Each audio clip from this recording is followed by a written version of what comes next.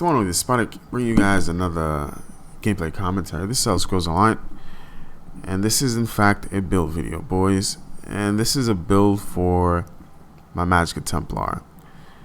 And prior to Scalebreaker, I didn't play Magicka Templar for months, maybe, I don't know, 9 months.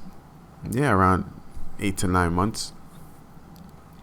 And I thought Magicka Templar would not be meta. So prior to Scalebreaker, I started playing it under PTS. It was looking pretty good. And, you know, I got right back into just theory crafting for a Magicka Templar. And a Magicka Templar is a little bit different from most Magicka classes, being that most Magicka classes benefit heavily from max resources compared to spell damage when you compare them to a Magicka Templar. A Magicka Templar functions like a stamina class, but it's a Magicka class, right? Stam classes benefit more from weapon damage than they do max resources, and Magicka classes benefit more from max resources than they do from spell damage. And the reason for that is, on a stamina class, a lot of the things that you do to stay alive, you know, for example, healing, that's really impacted by spell damage. Magicka Templar has a burst heal, and that burst heal is affected by spell damage. So I've tried every setup. I've tried Bright Throats with the Tri-Stat drink. I even posted a video on that. I've done it. I've done that, and I've always known that, you know, spell damage is more important for a Magicka Templar, right? Because of that burst heal, and you don't necessarily have to run like max resources to be effective on a Templar. A Templar just has so many ways to regen its resources without you having to go heavily into max resources like max Magicka. And I'm not saying, you know, I'm not saying you shouldn't do that. I'm just saying it's just not, to me, it's not efficient, and it offers less utility than if you were to go with just spell damage, right? So I can unequivocally say this is the hardest hitting Templar that has really good sustain, very tanky, and this is not just for Magicka. This is across the board. This is the hardest hitting Templar in this game right now in terms of what it can do. And this build can be played open world. This build can be played dueling. This build can be played in BGs. I've always attempted to have builds that do this, and this is one of those builds. So let's get into why I made certain choices. I already mentioned that Bright Throats to me is not as efficient as if you were to go for just spell damage. But then you have to take into consideration how to maintain resources, how to get in and out of fights effectively, and how to heal through damage. So let's get into that. Let me just buff up really quickly to just point out to you guys why I think this is the best, and I'll tell you guys,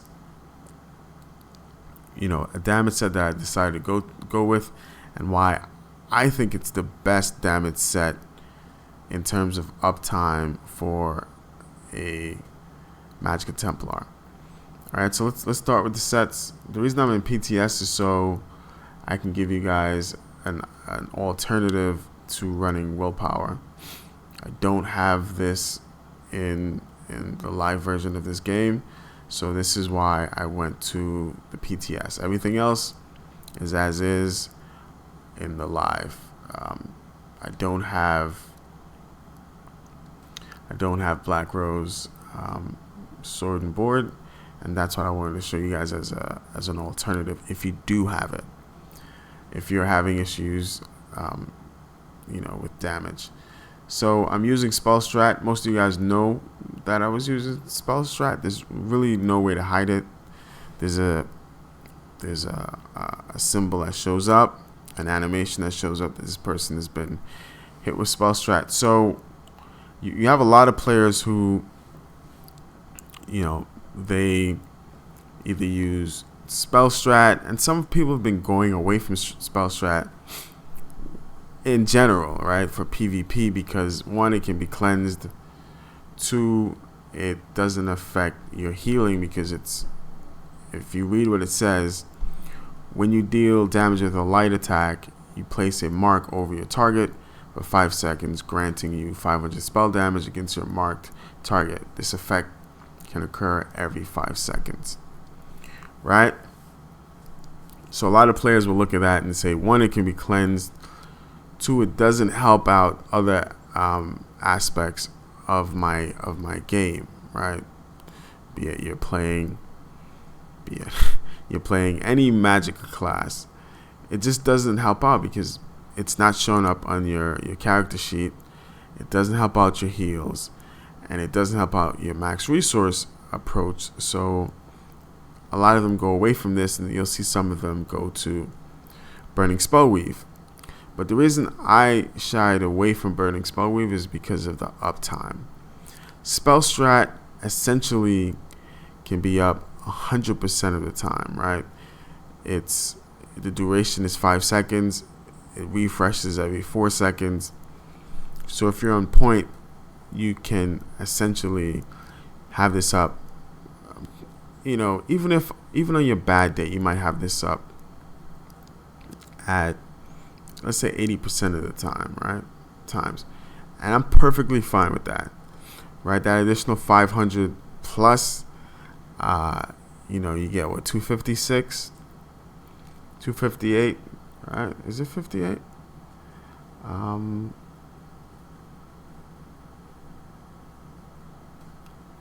Yeah, it's 258. You get an additional 258, so that's 758 additional spell damage, which is what you want for a Magicka Templar, because they rely heavily on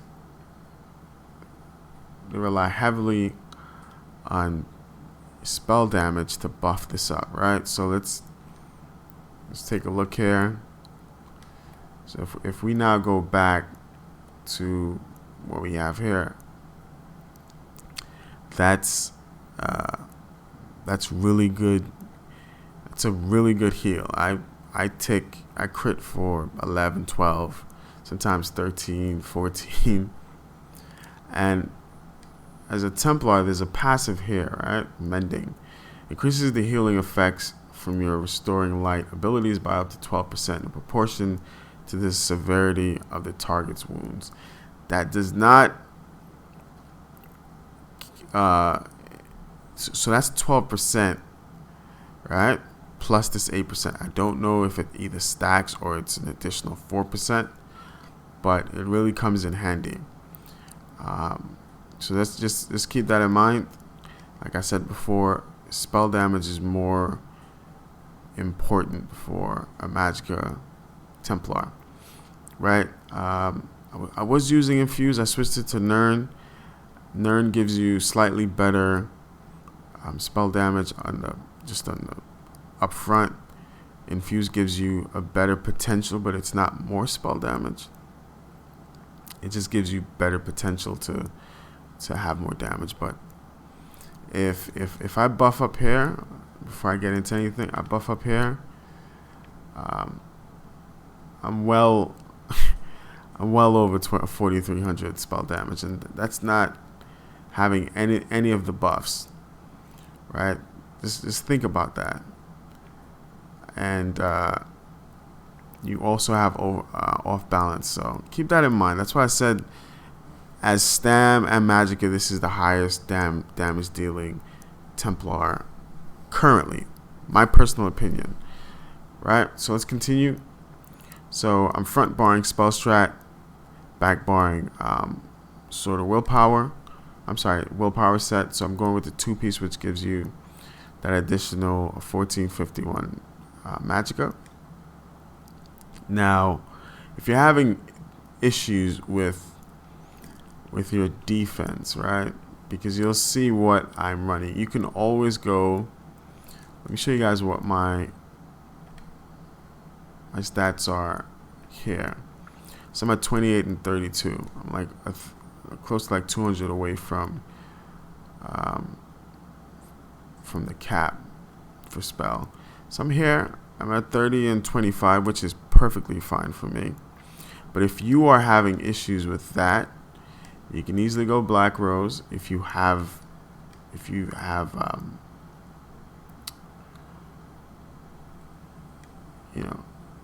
have the perfected version, it increases your resistance. You'll be over the cap, as you can see here. You can go this way. You'll be over the cap. You step out.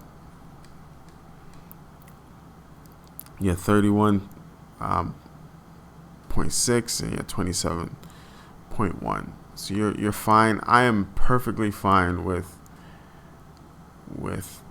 my defense. So I don't really need that much in terms of just defense, because I'll show you guys exactly what I'm running. So like I said, front barring spell strat, 1 Chudan, 1 Lord Warden. I'm running Seducer. Seducer's been buffed. It used to be 8%. Now it's 10%. So it reduces the cost of your Magicka abilities by 10%. Now if you go to light armor also reduces the cost of your Magicka abilities by 10%. So you get a 20% reduction automatically. 20% reduction. If you really wanted to go, to the point where everything is reduced, you can go Breton. That'll be 28% reduction. But I don't think Breton is the best class overall for a Magicka Templar, and I'll explain why. So I'm going 511. It's always important to have your chest is heavy, because it gives you an additional. This is where you get the most amount from heavy. So you would not want heavy to be in the head or the waist. Similarly, you don't want your arms to be. You don't want. You always want your light to be waist, always. Because if you make your light, make waist your medium.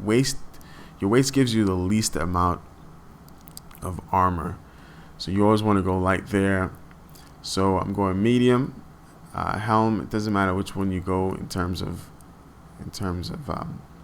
your legs and your feet, but it does matter if you go waist and arms.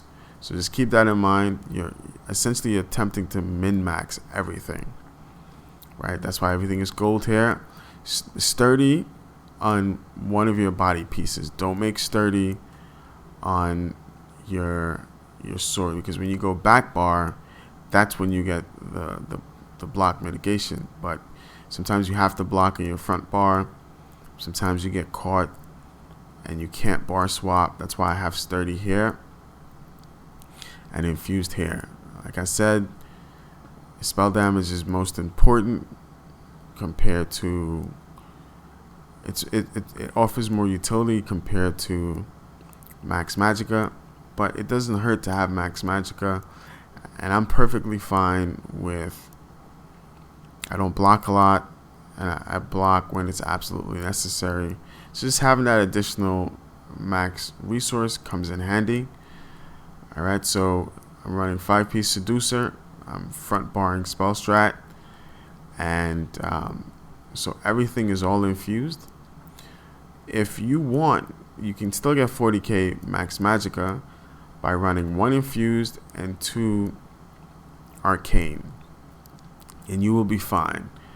I don't need to run that. I'm at 35.6, and you know, when you're dueling, you can always drop Elusive Mist and go with Inner Light, and you'll be around what is this, 37 or 38. So you'll be perfectly fine. You don't really have to worry too much about that. But I'm showing you guys. So the BG setup and the open world setup is essentially, it's essentially for BGs and open world. It's Elusive Mist. Why do I keep going back there?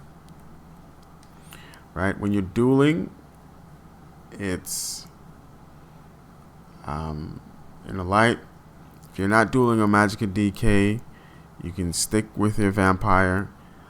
But if you are, you know, just drink. Do I have it here? Just drink a Bloody Mara, right? So you don't have to change anything about this build but that. Now, there are a few other things that you can do. If I tend to run Devouring Swarm bats in open world, and there's a reason I do that. A lot of players, either once you hit them with Crescent Sweep, and even when you're outnumbered, it's just not as beneficial as if you were to run Devouring Swarm. A lot of players just don't see it. They don't know what's happening. It heals you, especially when you're outnumbered and you're being pressured. You can use it as a defensive ult as well, right? So, you know, plenty of times I've been, out of resources or my health is low, and I defensively pop Devouring Swarm. It's an amazing ultimate. You can bomb players with it, which is fine. Now in duels, you can use Crescent Sweep. It's an ultimate that will be there, and it's a burst ultimate. So just keep that in mind. Or you can go with just the big boy. When I cast this skill, and I use it in dueling, when I cast this skill, it does not matter how offensive a player is going towards me. It's a problem. They tend to just back away. So the skill is very good. It just takes a longer time. But as a Templar, your play style, you can survive, right? You can go from literally, no health to full health because you have a burst. You have a burst heal, and you have this passive called Mending. So just keep those things in mind. But where you have a benefit in the burst heal, you also have, it's like it's a double-edged sword, right? Because you just cannot, double-edged sword. I forgot I even said that. You cannot, you don't have a hot, and I've done countless commentaries about this, so just go look it up. But as a Templar, your bar swapping is more frequent compared to other players, other classes. So just keep that in mind. And the time it takes you to go from offense to defense is a lot more, and so that's why it becomes problematic. The class that takes the least amount to go from offense to defense is Stamsork, right? Stamden, to me, takes a long time. I think that's, the rotation for that class is a lot longer. So you have to keep those things in mind. So let's go to my skills, and it's pretty standard, right? It's pretty standard. And these are more in Cyrodiil. They're pretty standard. Puncturing Sweep, Ellie Drain, and maybe I should talk about Ellie Drain now. So Ellie Drain reduces spell resistance. It can also be cleansed. And so not only are we stacking damage, right? We're also stacking penetration. So if you are rocking you're rocking a light. So I have five light, one medium, one heavy. You get spell pen in this area. So we're at 48.88. We're already at 50 some. We're at 52.80. And then if you go into champion points, which I'll just go briefly, I have another 33 here. So, we're well over 10,000 when it comes to just penetration. So you see a tanky player, they're at 20k pen, and you're doing 43, 44, 100 spell damage, and you've not to mention you're getting an additional 10% increase in damage when you set them off balance, because you're using toppling charge. So Ellie, toppling charge. The staple here used to be shock clench, but that's no longer the case. Toppling charge, the change to not only toppling charge, but the reducing a penalty, a range penalty, or a minimum range penalty is no longer there. So if the person could be a meter away from you, and you can still toppling charge them, still get the effect, which is great, because not only do you have over 10k spell pen, you have 43, 45 sometimes spell damage. You also get an increase in 10% when you set an enemy off balance, because of your champion points passives. Well, one passive in particular, Termitage, allows you to get Exploiter. Increases the damage done against off-balance enemies by 10%. Most of you guys know this, but I'm just pointing out that this is the highest damage dealing Templar I've had, and I think it's, walking around in Cyrodiil right now. Players are very surprised, especially when they're in heavy and they're getting hit by puncturing sweep for 3,300 crit, like one sweep, and it's just it's tremendous. Living Dark, I was not a fan of can't believe I forgot the skill, but you guys know what it is. What was this skill's name? I forgot, but before it was nerfed, it used to, not only did it reflect, it would get heal. It was just Total Dark. I'm sorry, Total Dark. This is a watered down version of Total Dark. You no longer get attacked. The person attacking you no longer takes damage. They heal you, but they're also immobilized every half second. I think it should be every second and a half, maybe every 2 seconds. I think once every half second is just really good. And especially if you're outnumbered, this comes in very handy, because, like I said, Templars suffer from having to go to reset their defense because they don't have a heal over time. This somewhat mitigates that issue. So Living Dark comes in handy. It's a staple. It costs me nothing because I am using Seducer, which reduces not only the cost of skills, but it also gives me 2 magical recovery. So which is great. Vampire's Bane, I just took this off, did this for dueling, but reflective is better, especially when you're outnumbered. It targets multiple players. Crescent Sweep, I've already discussed this. Bread and Butter, Honor, and I mentioned before, Templars have a myriad of ways to regen their resources. One of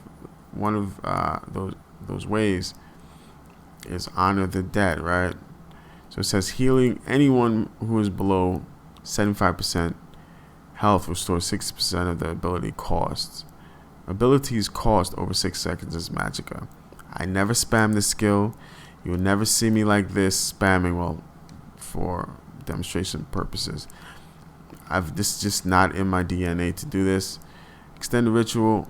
This is why players believe that Magicka Templar is meta, along with Living Dark and Toppling Charge. That's why they think it's meta. And also the ability just to pump out a lot of burst, where Magicka Templars are just not bursty classes. Crescent Sweep allows for that in some instances, but when you're outnumbered, you want the ability to go offense and defense seamlessly, and I think Bats does that. Duel's a little bit different. You don't really have to worry too much about other players. It's just you and another player. Structured Entropy. Now they've changed this. They've increased the cost by 100%, and they've increased the damage by 100%. You no longer get the increase, the 9% increase in, or is 8% increase in max health. Now it restores a certain amount of health every 2 seconds. Elusive Mist, arguably the best skill for a Templar. A Templar lacks mobility. If not for Elusive Mist, a lot of players would be here doing this. Like a lot of the, the pocket healers. Now some players have stated, why not use Race Against Time? And I've already discussed this, but Race Against Time on a Templar is inefficient. It offers 0 utility. On a Templar, your stamina is very important. As you can look in my videos, I tend not to use stamina unless I'm blocking or I'm in imminent danger or I need to dodge roll. Well, imminent danger, I tend to stay away from that. And Race Against Time, a lot of players are saying, why don't you use it? But I think a lot of players just use it because of the crit. What is it, 10% increase in crit? They don't use it for that other passive. And if they are, I don't think it's sufficient. Elusive Mist essentially negates all lockdown abilities, immobilization, disabling effects. It just locks those things down, and it reduces your damage taken by 75%. Right now, you have this in your back bar. This also reduces your damage taken. Right, so that's 83% reduction. Not to mention my resistances. So you're at a good place. I didn't mention what I'm using as a 2-piece. Yes, this right here. One Lord Warden and one Mighty Chudan. I think this is enough. This is enough resistance. This is enough defense for you to play, because you pump out so much damage. A lot of players are not equipped to deal with the damage because they don't think a Templar can do that. A Magicka Templar, that is. Right? And the fact that you have Living Dark, that also aids you in your defense. So just keep that in mind. So Elusive Mist, like I said, arguably the most important skill on this bar, because if you're stationary, that's it for you. Channel Focus, amazing skill. The resistance, the resource, that's another area where it doesn't show up in the stat sheets, but Templars do have really good sustain if they play it well. Temporal Guard, I'm sorry, it reduces it by 8%. I don't really use the skill. I just slide it so I can get the increase. I'm also using one-handed shield. You pretty much should have everything here, and also have a destruction staff. It's lightning staff, and I'm seeing a lot of players say, well, go 2-hand and go with onslaught. This build has tremendous damage. I don't think it needs it, and even with all the resource return tools that you have as a Magicka Templar, if you're solo, you will run into issues where you're like this. And this right here, being able to heavy attack with a lightning staff comes in handy. You pop Living Dark. That's another shield, to me at least, and it gives you some breathing room. A two-hander just does not offer you enough utility. Now, if all you're going for is damage, then you're not playing a Magic Templar effectively. You're not out there soloing. And if you are, there might be someone there, but that person is an outlier. You're most likely in 1v1s in Cyrodiil, and it'll be very difficult to find a situation where, you know, you're outnumbered and you're killing 2, 3, 4, 5 players, right? So like I said, 5 light, 1 heavy, 1 medium. I'm a vampire, as you guys already know, and I personally think the best race for this class is still Argonian. And why do I mean that? One, you get the increase in healing done. Before it used to be 5% for healing done and healing received. I was perfectly fine with that. Before you were immune to disease and poison. Now it's just disease. Increases your max health and your disease resistance, which is perfectly fine, but you can't give this up, right? Resourceful, if when you drink a potion, you restore 400 health, magicka, and stamina. There was a nerf to this. It used to be more, but I'm fine with it, because if you're using a tri-stat potion, which you should definitely use, you don't have any issues. It doesn't get you back to the where you used to be, but it gets you to a point where you might need stam, right? You might not necessarily need magicka. You might need stam, right? You might not, and you're here, and you pop it, it's right back to full, and that stam comes in handy. You might need it to pop for bats, because you have bats available, but these players are locking you down. So that's why I personally think Argonian is still the best race for Templar, Magicka Templar. Now you can use a Breton. There's no issue. This you can use high elf. You can use dark elf, especially if you're a vampire. You know, can mitigate some of that flame damage. But if you run into any decent Magicka DK, you're at a severe disadvantage. You might as well just pack it up and go home.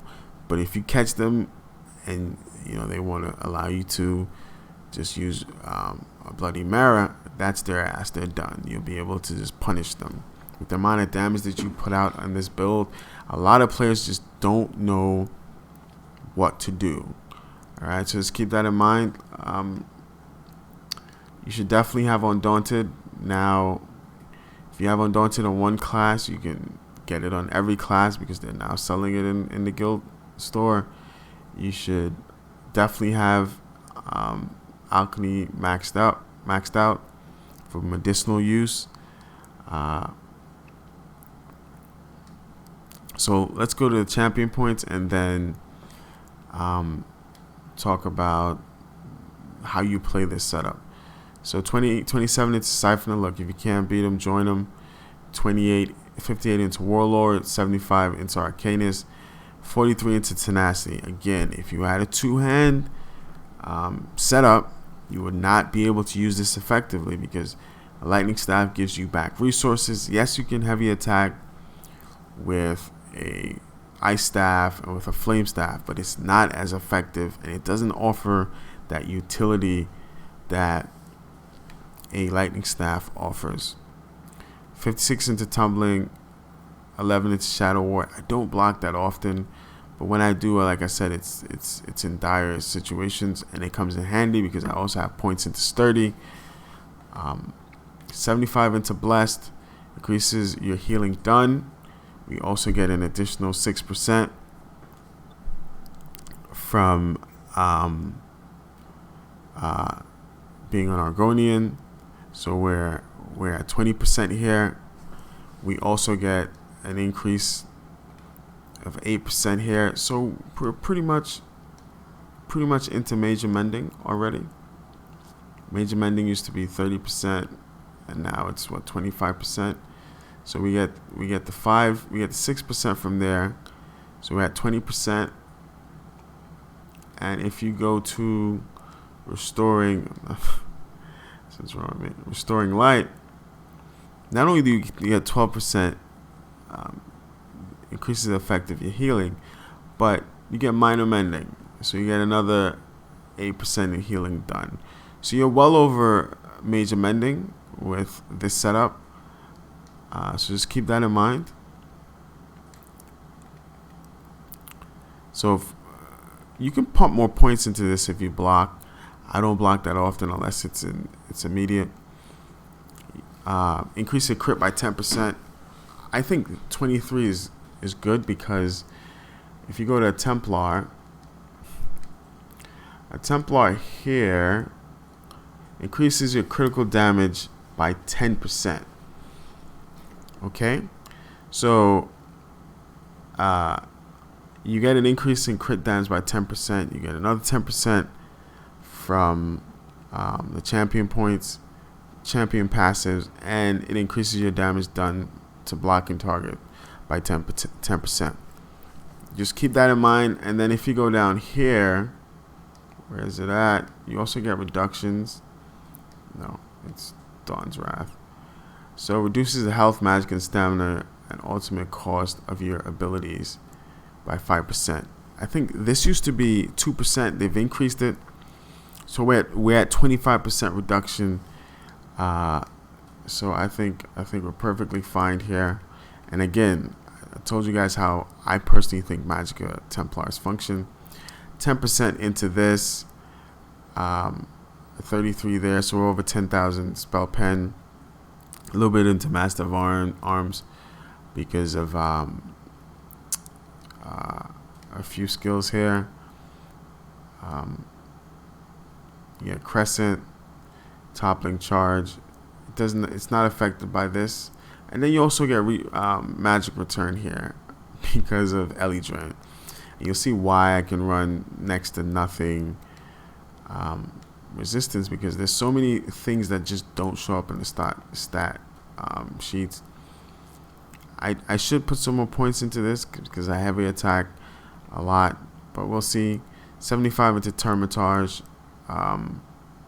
Exploiter, and not only that, our sweep. 56 into Ironclad, 74 into Resistant. You want to get it over 3k.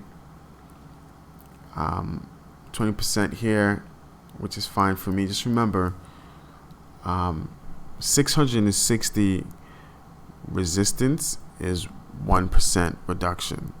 So just keep that in mind, all right? So we have Thick Skinned, we have Elemental Defender. I don't get the Unchained passive because it doesn't come in handy for me. 10% here, especially the way dots are. And also forgot to mention this, Foresight. When you drink a potion, the cost of your next magic ability used within 7 seconds is reduced by 80%. Now this is the equivalent to Unchained, right? Unchained, you see a green kind of aura, and for Foresight, you see a blue aura. And so your next magic ability used is reduced by 80%, and that comes in handy. I pop a potion, and it's, that's why I say it synergizes well with an Argonian. Really synergizes well with an Argonian. Just 19 here. I used to use, so you're getting healing received. You would get around 10% if Argonians weren't nerfed. Yeah, so this is essentially the build. And the way you play this build, even though you have, to me, I think you have tremendous damage. The way you play this build, I would play it the way Mayweather plays. The longer the fight goes, the better situation you're in, right? The longer the fight goes, the better you are. You have sustain. You have better sustain than any other class that's running If they're not running Seducer, they don't have better sustain than you. They might be running Bright Throats. They still don't have better sustain than you. It doesn't matter what they run. If they're not running Seducer, they don't have more sustain than you. They don't have more damage than you. And if they do, if they are running 2 damage sets, you will still be able to put them in a situation because you have more ways to not only sustain, not only play defense, but you can also match them with damage. So just keep that in mind. Even though you have all of this damage, you should definitely play this class a bit passive. Be aggressive when you need to. When you have your ultimate, when you have bats, you know, go to town. There's no worrying about that. You should always have this skill up at all times. It's a very it costs a lot, but because we're running Seducer and we have 10% from Light, we have 10% from Seducer, we have 5% from our passive, that's 25%.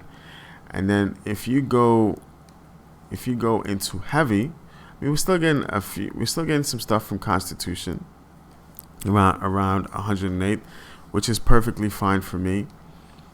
So just keep that in mind. The way you play this build is to, you know, play the middle ground, right? You don't want to overly expose yourself. You don't want to just play super passive, or you don't want to turtle up. Like I said, this build has tremendous damage. The defense is there. With the addition of this skill, you can be a little bit less tanky and still be able to punish players who make mistakes. And like I said, you should, when you're playing this build, you want to play this build for the long haul. You take a player into deep waters and punish them. I've not ran into, the only person that's beaten me on this build was a health a